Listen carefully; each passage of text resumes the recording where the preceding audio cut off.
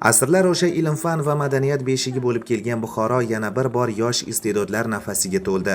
Respublika miqyosida o'tkazilayotgan Iqtidor maktabi ansambli tanlovining viloyat bosqichi san'at, ilhom va mahorat uyg'unlashgan unutilmas madaniy tadbir sifatida tashkil etildi. Iqtidorli va iste'dodli yoshlarni qo'llab-quvvatlash borasida Maktabgacha maktab ta'limi vazirligi huzuridagi Respublika kelajak markazi tomonidan qator ishlar amalga oshirilmoqda. Jumladan O'zbekiston Respublikasi Prezidentining 391-sonli qarori ijrosini ta'minlash maqsadida ikkinchi yildirki Iqtidor maktabi ansambli tanlovi tashkil etilmoqda. Iqtidor maktabi ansambli tanlovining Buxoro viloyat bosqichida mana o'tgan yilga nisbatan o'tgan yil 500 ta jamoalardan arizalar kelib tushgan bo'lib, bu safar esa bu yilgi tanlovda 1000 ga yaqin jamoalar ishtirok etish istagini bildirgan.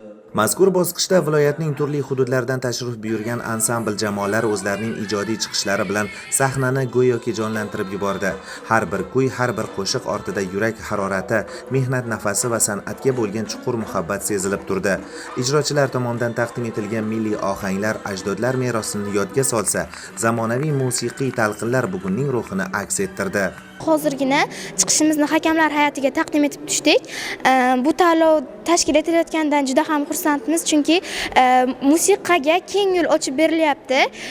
Bunaqa tashabbuslar uchun prezidentimizga alohida tashakkur aytamiz. Sababi maktabimiz ham to'liq musiqa anjomlari bilan jihozlangan bo'lgani sababli boshqa joylarga borishimizga ham hojat yo'q va o'sha yerni o'zidan turib tayyorlanish imkoniyatimiz bor. Bugungi iqtidorli bolalar ansambli viloyat bosqichi juda chiroyli tarzda tashkil qilingan bo'lib, ushbu bosqich juda nizom talablari asosida tashkil qilingan bo'lib, bu tadbir o'quvchi yoshlarimizning iqtidorini namoyon qilish va ularning kelajakda musiqa san'ati asosida ularni tarbiyalashda ham eng muhim manbalardan biri hisoblanadi. Tanlov jarayoni hakamlar hay'ati tomonidan adolatli va sinchkovlik bilan baholanib, eng munosib jamoalar saralab olindi. Ushbu jamoa respublika tanlovining keyingi bosqichida ishtirok etish huquqini qo'lga kiritdi. Biz yosh iste'dod ansambl jamoamiz bilan shahar bosqichida birinchi o'rinni olib, viloyat bosqichiga yetib keldik va juda ham qattiq tayyorlanib, tinimsiz harakat qilib, mana birinchi o'rinni qo'lga kiritdik. Endi respublika bosqichida ham qattiq tayyorlanib, tinimsiz tayyorlanib, birinchi o'rinni olamiz degan umiddamiz. Madrahim Turdiyev, Abdulla Rajabov, Buxoro.